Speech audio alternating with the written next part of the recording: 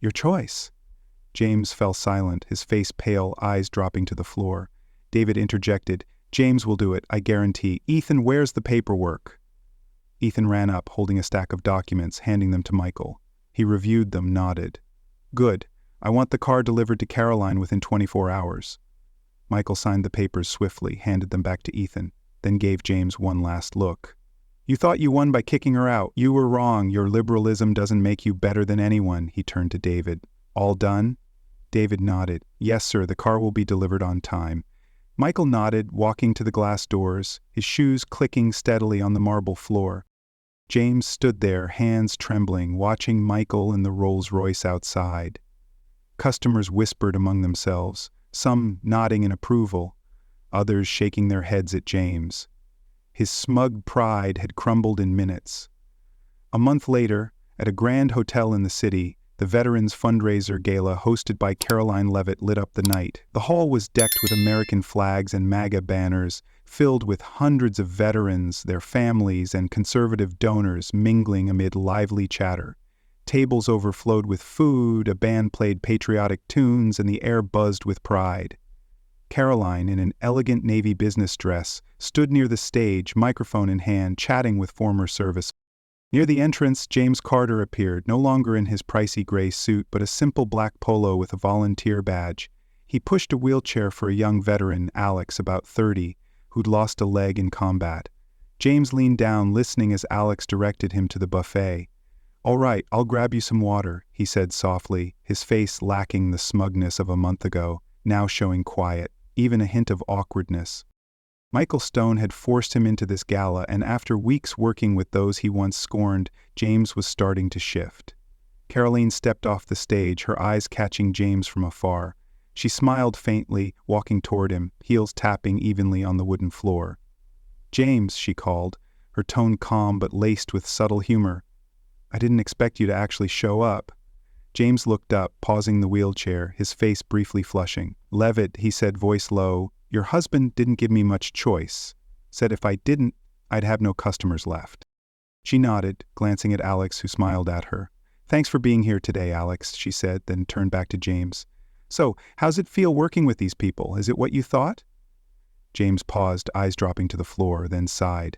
No, he admitted. I used to think MAGA was all showy, clueless types, but after a few weeks here, meeting people like Alex, I was wrong. They're not the enemy I imagined. Karoline crossed her arms, her gaze sharp but not harsh. You were wrong to judge me by my politics, James. You called my money dirty, kicked me out of the dealership because I'm with Trump, but a person's worth isn't in their politics. It's in how they treat others. James nodded slowly, his voice quieter. I know, I apologized to Mr. Stone when the car was delivered, but now I want to say it to you directly. I was wrong, Miss Leavitt. There's no excuse for how I treated you. She smiled faintly, no sarcasm this time. No need for excuses, just that you've learned something. That's enough. Alex chimed in, cheerful. James isn't bad, Miss Leavitt. He helped me shoot hoops yesterday. Still pretty clumsy, though, James laughed. His first since arriving at the gala, his eyes brightening. I'm learning, Alex. You're a tough coach. Michael Stone emerged from behind, tall in a black suit, hands casually in his pockets. He placed a hand on Karoline's shoulder, looking at James with eyes no longer as cold as they'd been at the dealership. Seeing him work here, I've got to admit he's trying, he said to his wife, then turned to James. So, is this gala what you thought MAGA was about? James shook his head. No, sir. I thought it'd be all flash, but now I see it's about community, people like Alex. Michael nodded, his voice deep. Good. I had nothing once, James. Slept on the streets, penniless. But I learned worth isn't in looks or beliefs, it's in actions. You were wrong to disrespect Karoline, but you're making it right. I respect that. He paused, then added, My company needs some new cars. If you keep changing, I'll let you handle that deal. James blinked, stunned. You serious, Mr. Stone? Michael smirked. I don't joke about business, but it's up to you, Karoline cut in. The Azure's serving me well, delivered on time, no issues, but next time don't let politics get in the way of your job, James. James nodded, his voice earnest. I won't, thank you, Ms. Leavitt and Mr. Stone. The gala rolled on with laughter and music. James wheeled Alex back to the buffet, his demeanor noticeably softer. Karoline and Michael lingered, watching. "Think he's really changed?" she asked. Michael chuckled. "Maybe. But if not, I'll make him remember you're the most important thing to me." She leaned into him, smiling. "I know." The saga of Karoline Leavitt and Michael Stone exposes the ugly truth about liberal elitism in America today. James Carter's smug refusal to serve Karoline wasn't just bad business. It was a blatant attack on her values, her hard-earned success, and the millions who stand with MAGA. This isn't about cars, it's about a cultural war where conservatives are constantly belittled by those who claim tolerance but practice exclusion. Michael's Rolls Royce showdown and the gala proved that strength and dignity can silence arrogance. Progressives like James need to wake up. Judging people by politics doesn't make you superior, it makes you a hypocrite. Agree or not, this story demands we ask, who really holds the moral high ground? Thanks for watching. Drop your thoughts below, smash that subscribe button, and join us for more stories that cut through the noise. Michael interrupted again, stepping closer, towering over James. "I'm not asking your opinion. I said I want to buy it. My wife needs it for work, press briefings, White House events. You refused her because you hate Trump. But you don't know who she is or who I am." David Harper, the dealership owner, emerged from the back office, drawn by the commotion. Around 50, in a navy suit with silver hair slicked back, he looked nervous. "Hello, I'm David Harper, the owner here. Is there a problem?" Michael turned, his tone unchanged. "The problem is your manager insulted my wife, Karoline Leavitt, White House press secretary. He refused to sell her a car over politics, humiliated her in front of customers. I'm here to fix that." James stammered, jumping in. "Mr. Stone, I didn't mean to offend. We just prioritize socially conscious clients." Michael spun back, his glare piercing. "Socially conscious? You think kicking out a woman who represents millions of Americans is noble? You know nothing about her.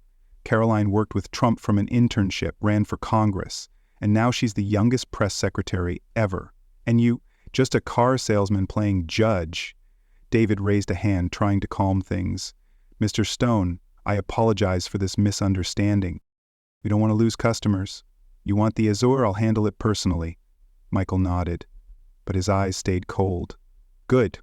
I want the paperwork done today, but I'm not finished with him." He pointed at James, now pale. "You thought you won by kicking her out. You'll see the consequences." James stepped back, his voice shaky. "Consequences? What are you going to do?" Michael smirked, a smile devoid of warmth.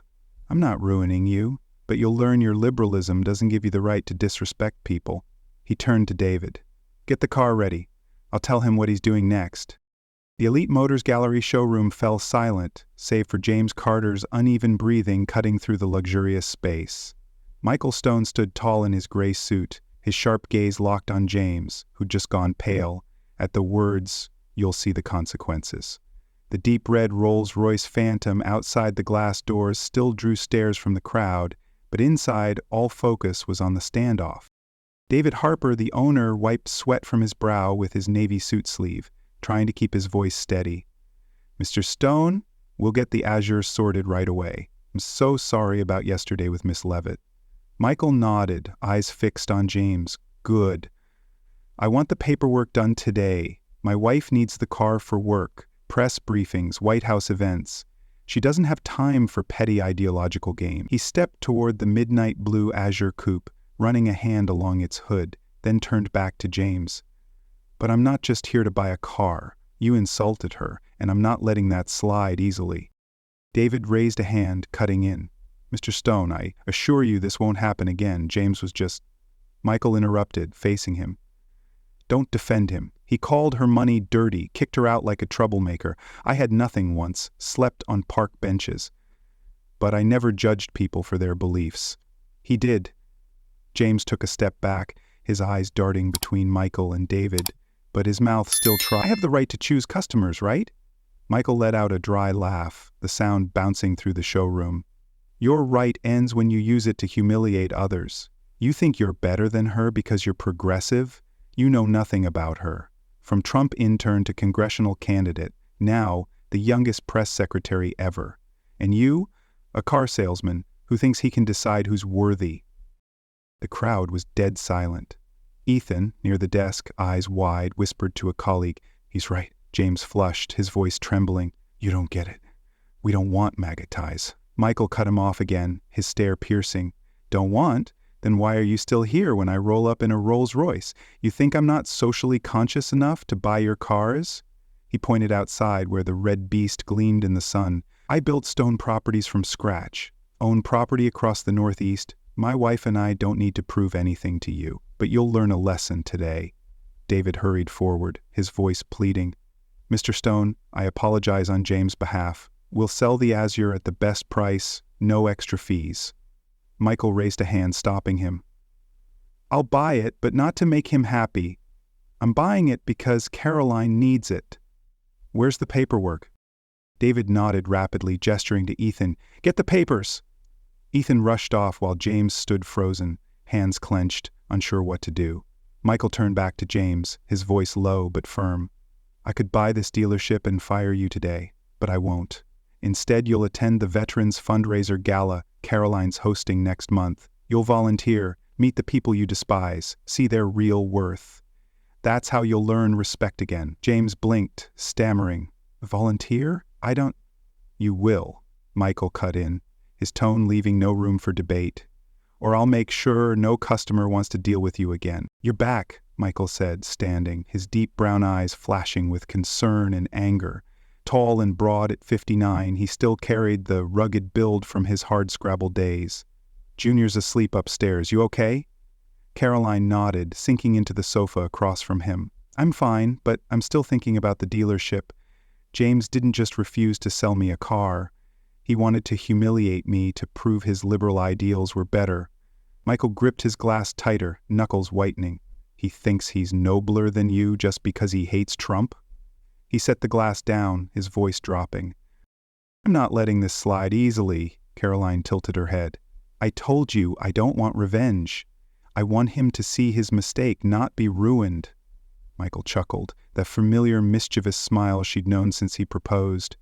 "I'm not buying the dealership to fire him, though I could, but I'll make him remember tomorrow." He stepped to the office door, waving her to follow. "Come here. I'll show you what I'm using." Karoline trailed him through the dim hallway to the spacious garage out back. The lights flicked on, revealing the Rolls Royce Phantom, a $1,500,000 masterpiece, painted deep red, echoing the MAGA flag, with bespoke beige leather and gleaming chrome wheels. Michael patted the hood, his voice proud. "I had it custom-made last year after Junior was born. Tomorrow, I'm driving it to Elite Motors Gallery. He'll see what he rejected isn't a joke." Karoline eyed the car, then her husband, a flicker of worry in her gaze. "Michael, what are you planning? Don't turn this into a flex." He shook his head, stepping closer and placing a hand on her shoulder. "Not a flex. I'll go there, buy the Azure coupe you wanted, and let him know he was wrong to disrespect you. He thinks you don't belong in his world. I'll show him you're beyond his little bubble." Karoline pressed her lips together, thinking, "But if you just buy the car, he'll think he won, that our money doesn't change his mindset." Michael smirked, a spark in his eyes. "Not just the car. I'll invite him to a MAGA event, the Veterans Fundraiser Gala. You're hosting next month. He'll have to face the people he despises, see their real worth. That's how I'll teach him, not with fists." Karoline laughed, feeling lighter for the first time that day. "You're smarter than I give you credit for." "I have to be to keep up with you," Michael replied, pulling her into his arms. He lowered his voice. "He messed with the wrong person, Karoline. I had nothing once, slept on park benches, but I learned a person's worth isn't their looks or beliefs. He needs to learn that, and I'll be the one to teach him." She nodded, leaning into him briefly, then asked, "You sure?" "Absolutely," he said, letting her go and opening the car door. "Tomorrow, 10 a.m.? I'll be there. You don't need to come. Let me handle it. But you'll love hearing how it goes." Karoline looked at him, then at the blazing red car under the garage lights. "All right, I want the full details." Michael nodded, his smile returning. Bright morning sunlight bathed the city, glinting off the glass walls of Elite Motors Gallery. A deep, powerful rumble echoed as the deep red Rolls Royce Phantom, worth $1,500,000, rolled slowly up to the entrance. A small crowd gathered near the door, some snapping photos, whispering, "What a car! Must be someone big." Inside, James Carter stood by the Bentley Continental, adjusting his gray tie, chatting with a wealthy client, still smug from kicking Karoline Leavitt out the day before. He thought he'd taught the MAGA crowd a lesson. The Rolls Royce door opened, and Michael Stone stepped out. At 59, tall and imposing, he wore a fitted dark gray suit, his salt and pepper hair neat, his sharp gaze that of a man who'd built a real estate empire from scratch. The fiery red car behind him wasn't just a ride, it was a statement, echoing the MAGA flag he and Karoline held dear. Michael shut the door and strode through the dealership's glass entrance, the chime ringing, though it was drowned by the sudden hush inside. James turned, his smile freezing as he saw Michael. Customers and staff stopped talking, eyes locked on the newcomer. Ethan, the young employee, stood near the reception desk, whispering to a colleague, "Who's that? That car's no joke." James cleared his throat, trying to keep his cool, stepping forward to block Michael. "Hello, sir. I'm James Carter, sales manager. What can I do for you today?" His voice was smooth, but his eyes flickered with unease as they darted to the Rolls Royce outside. Michael stopped, sizing James up from head to toe, his gaze calm but icy. "I'm Michael Stone," he said, his deep voice carrying through the showroom. "Karoline Leavitt's husband. Yesterday you refused to sell her a car because she's with Trump. I'm here to talk about that." James blinked, his mouth opening, then closing, as if his brain short-circuited. Whispers rippled through the crowd. The man near the Bentley muttered, "The press secretary's husband?" His wife nodded, "Probably a real tycoon." James regained his composure, forcing a crooked smile. "Mr. Stone, I'm afraid there's a misunderstanding. We didn't refuse anyone. It was just—" Michael cut him off, his voice sharp as a knife. "Don't lie, you called her money dirty, said she didn't belong, and kicked her out in front of everyone. I'm not here for excuses. I'm here to buy the Azure coupe she wanted." He pointed at the midnight blue car on the pedestal, eyes never leaving James. James swallowed hard, his hand tightening on his tie. "The Azure coupe? Yes, of course we can—" He stopped, realizing he sounded too eager. "But I have to ask, are you serious about buying it today? It's a limited edition, not just anyone." Karoline took a deep breath, her voice firming. "Dirty money. You're talking about what I earn representing millions of Americans. By not serving me, you're insulting them." James shrugged, turning to the small crowd forming. "Listen up, everyone," he boomed, his voice carrying like a stage performer. "Miss Leavitt here wants to use MAGA cash to buy our cars. I bet she'd slap a Trump flag on it and cruise around town. Do we need customers like that?" A few laughs broke out from the corner. The man near the Bentley nodded, his wife hid a giggle. But not everyone agreed. An older woman in a gray sweater frowned. "She just wants to buy a car. What's wrong with that?" James ignored her, pointing at the glass doors. "You heard them? This isn't your place. I don't care if you're press secretary or whatever. Get out now." Karoline didn't flinch. "I'm a customer, not a troublemaker. You have no legal grounds to kick me out." James stepped closer, so near she could see the lines on his forehead. "Grounds? I don't like you. That's enough. This is my turf, and I say you don't belong. Leave, or I'll call security." He pointed harder at the door, his voice rising with defiance. The crowd hushed, all eyes on Karoline. She scanned the room. Some faces smirked, others looked uneasy. She could call a lawyer, make it a lawsuit, but not now. "Fine," she said, her voice low but clear, like a warning shot. "You want me gone? I'll go, but this isn't over." She turned, heels clicking steadily on the marble floor as she headed for the exit. James laughed loudly behind her. "Say hi to Trump for me. Get an electric car. It's more modern." A few more chuckles followed, but Ethan muttered under his breath, "This isn't right," as Karoline pushed the door open. Sunlight streamed in, framing her small but resolute figure. Her hand gripped her phone, lips tight. James thought he'd won, that he'd schooled the MAGA crowd. He didn't know Karoline wasn't leaving defeated. She was leaving with a plan. The glass door shut behind her, the chime ringing like a punctuation mark on the drama. But it wasn't the end. The showroom buzzed with whispers as James strutted back to his desk. Karoline Leavitt slid into her old sedan, a silver Honda Accord with chipped paint, and gripped the steering wheel, the late afternoon sun fading outside Elite Motors Gallery. Inside her, a quiet resolve burned. She still heard James Carter's taunting laugh. "Get an electric car, it's more modern." She exhaled, pulled her phone from her black dress pants, opened her contacts, and dialed. The line rang twice before a deep, slightly gravelly voice answered. "Karoline, you okay?" "Michael," she said, her voice low but steady. "I just got kicked out of a dealership in the city." On the other end, Michael Stone, her husband, paused. She pictured him in his home office, salt and pepper hair slightly tousled, dark brown eyes narrowing. At 59, Michael had gone from homeless to building Stone Properties, Inc., a multi-million-dollar real estate empire in the Northeast. He wasn't quick to rage, but when it came to Karoline, he was fierce. "Kicked out? Who dared do that to you?" he asked, his voice dropping, edged with anger. Karoline started the car, the engine humming softly as she pulled out of the lot. "The manager, James Carter. He recognized me as Trump's press secretary, refused to sell me a car 'cause I'm MAGA, called my money dirty, said I didn't belong there, humiliated me in front of the whole showroom." She recounted it calmly, though frustration seeped through. "I wanted the Azure Coupe for work, to get between the White House and briefings, to do my job, but he turned it into a spectacle." Michael exhaled sharply through the phone, a sound like a gust of wind. "What did he say?" Karoline repeated James's jabs. From the Trump digs to the final, "Get out or I'll call security." She stopped at a light, fingers tapping the wheel. "I pushed back, said my money's as good as anyone's, but he didn't care. Used private business rights to boot me out. Mocked the president, too.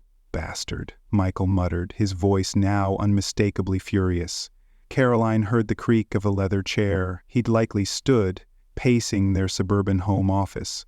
She smiled faintly, knowing him well. Michael wasn't just a real estate mogul. He'd fought his way up from nothing, sleeping on park benches in a coastal town before owning millions in property. He'd proposed to her shortly after their son, Michael Jr., was born, vowing to protect his family no matter what. "Who does he think he is, insulting you like that?" Michael said, his voice rising. "You're the White House press secretary, representing the president, and he calls your money dirty? Does he know how hard you work?" Karoline merged onto the highway, city lights twinkling ahead. "He doesn't care, Michael. To him, I'm everything he hates. Trump, MAGA, all of it. He wanted to shame me to feel superior." Michael went quiet, then asked, "What do you want me to do?" Karoline pursed her lips, weighing her options. She could sue, feed it to conservative media, or let it go, but she wasn't the letting go type. "I don't want revenge," she said slowly, "but I want him to see his mistake. He thinks I'm weak because I'm a young woman, a Trump supporter. I want him to realize his liberalism doesn't give him the right to trample people." Michael chuckled, a low, meaningful sound. "All right, I know what to do." Karoline frowned. "What do you mean?" "Just head home," he replied, his tone firm. "Tomorrow I'll go there. He won't forget that day." Karoline heard him moving, maybe toward the garage where their Rolls Royce Phantom, a $1,500,000 deep red beast reminiscent of MAGA, sat waiting. "Michael, don't overdo it," she warned, though she knew he rarely listened when riled up. "Overdo it?" he repeated, mischief in his voice. "I just want to show him how wrong he was to mess with my wife. You're Karoline Leavitt. No one gets to disrespect you." Karoline let out a soft laugh, her first since leaving the dealership. "All right, but I want all the details later." "Don't worry," Michael said. "I'll tell you everything. Now go home. Junior's waiting." Karoline Leavitt drove her old silver Honda Accord home, its headlights cutting through the suburban streets. The faint hum of the engine mixed with her thoughts about Michael's call. "Tomorrow, I'll go there. He won't forget that day," he'd said, his voice brimming with determination. Karoline smiled faintly, brushing her MAGA necklace, though she still mulled over the incident. James Carter had humiliated her at Elite Motors Gallery, not just for being Trump's press secretary, but because he thought she didn't belong. Michael wanted to hit back, and she knew he meant business. She pulled into the garage of their modest two-story home, a discreet villa far less ostentatious than the multi-million-dollar properties Michael owned up north.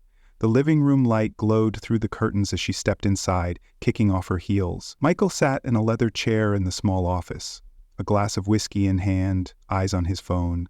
He wore a simple gray shirt, his salt and pepper hair slightly mussed, blueprints from Stone Properties ink scattered across the desk. He looked up the moment he heard her. Karoline Leavitt entered the showroom, her gaze locked on the elegant azure coupe. The salesman, James Carter, quickly scanned her from head to toe, let out a derisive snicker, and pointed toward the door with a smirk. "This place isn't for MAGA folks like you," he remarked. Karoline felt a flicker of anger but departed with a resolute spark in her eyes. The following day, a bold red Rolls Royce Phantom pulled up outside the show. When the back door opened, James stood rooted to the spot, his mouth agape in shock. He hadn't anticipated this twist. Michael Stone, Karoline's husband, emerged, prepared to confront him directly. Before we jump into the tale, let us know in the comments where you're watching from, and be sure to hit subscribe so you catch all our newest stories. Karoline Leavitt, the youngest White House press secretary ever under the Trump administration, walked into Elite Motors Gallery after a tiring workday. Clad in a sharp white button-up shirt, black dress pants, and modest heels, she radiated a refined yet easygoing air. A discreet MAGA necklace rested around her neck, subtly signaling her conservative stance. Karoline needed a new ride, the Azure Coupe, as her work car. It wasn't just about getting from point A to point B, it was a statement against the left-leaning media that relentlessly hounded her and the president. This high-end dealership, nestled in a bustling city hub, catered to the political elite with its lineup of sleek Porsches, Bentleys, and Ferraris showcased behind glass. But beneath the shine lurked a staff led by liberal-leaning management with little patience for the MAGA crowd. Karoline pushed through the glass doors, her stride confident, phone in hand, as a faint chime announced her arrival at Elite Motors Gallery. The vast space gleamed under LED lights, illuminating a fiery red Porsche 911 Turbo, a glossy black Bentley Continental, and a vibrant yellow Ferrari SF90 perched on a pedestal. The air carried whiffs of fresh leather and pricey cologne. Her gaze landed on the Azure Coupe, a midnight blue beauty with sleek lines, priced at $285,000. It was perfect, powerful, yet sophisticated enough to shuttle her between the White House and press briefings. "Hello, ma'am, how can I assist you?" a young voice chimed in. Ethan, a rookie employee about 25, approached in a slightly oversized suit, offering a shy smile. "I'd like to see that Azure Coupe," Karoline replied, her tone steady but firm, pointing at the car. Ethan nodded, starting to say, "It's got a V8 engine, hand-stitched leather interior, perfect for..." But he was cut off. "I handle this, Ethan," James Carter, the sales manager, interjected. Around 40, tall and broad, James wore a sharp gray suit, his slicked-back hair shining under the lights, his eyes oozing arrogance. A vocal liberal, he adjusted his tie, sizing Karoline up, not with interest, but with judgment. "Hello," he said, his voice laced with fake charm. "I'm James Carter, manager here. What are you after?"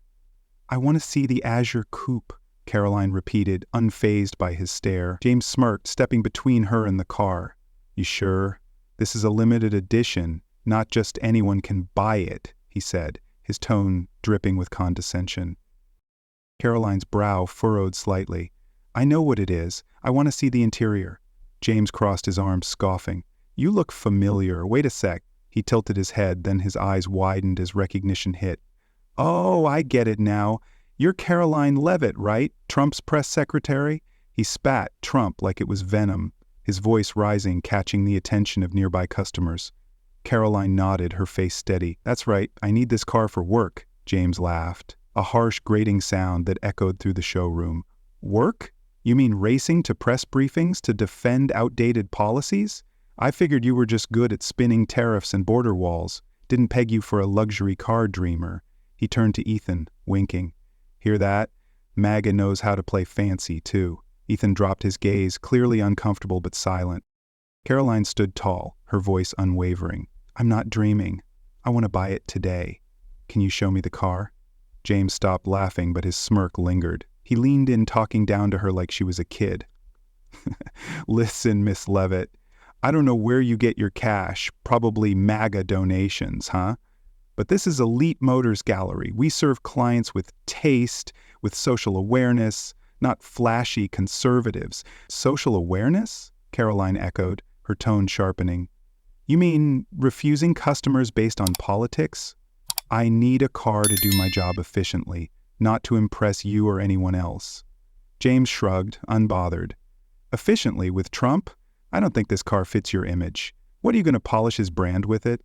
Karoline's fists clenched, but she kept her cool, honed from facing down leftist reporters. You don't need to care what I use it for. I'm a customer. I have money. I want to see the car. That's it. James stepped back, eyeing her like she'd said something ridiculous. Money? You're serious, coming in here with that outfit and that cheap necklace? Who do you think you are, to demand an azure coupe? Whispers spread. A couple near the Ferrari glanced over. 2 salespeople murmured, one snickering. Ethan stood still, eyes on the floor, wishing he could disappear.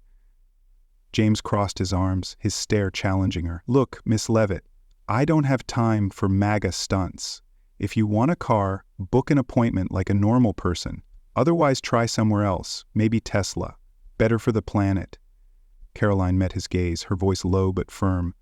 I don't need your advice. I want this car. James Carter stood before Karoline Leavitt, his eyes cold, arms crossed tight as if staking his claim in the Elite Motors Gallery showroom. Whispers from customers and staff mingled with soft background music from overhead speakers. The midnight blue azure coupe gleamed silently on its pedestal, but the air around it thickened with tension. Don't you get it? This is my domain, and I say no, James repeated, his voice dropping, no longer masking his disdain. Karoline, in her white shirt and black pants, stood unshaken, her eyes as piercing as when she faced hostile reporters at the White House. Your domain? She replied, her tone calm but weighty, sharpened from TV debates. I thought this was a dealership, not a political clique. I have money. I want to buy the azure coupe. What's your reason for refusing me? James let out a short, dry laugh, sharp like a jab. Reason? You're seriously asking? Look at you, that cheap MAGA necklace, that attitude like you run the world. You're Trump's people, and we don't welcome your kind here. Karoline's brow creased, but she stayed composed. My money's as good as anyone's in this showroom. You can't refuse me just because you don't like Trump. James stepped closer, leaning down until his face was level with hers, his breath tinged with stale coffee. Oh, I can, Miss Leavitt. This is a private business. I decide who gets served, and I don't want dirty MAGA money sullying this place. The whispers grew louder. A middle-aged man in a blue suit near the Bentley muttered to his wife, Who is she? His wife replied, Trump's press secretary. I've seen her on TV. Another salesperson with dyed blonde hair giggled, whispering to a coworker, James is putting her in her place. Ethan, the young employee, stood a few steps away, clutching a brochure, his face red with embarrassment but too timid to step in.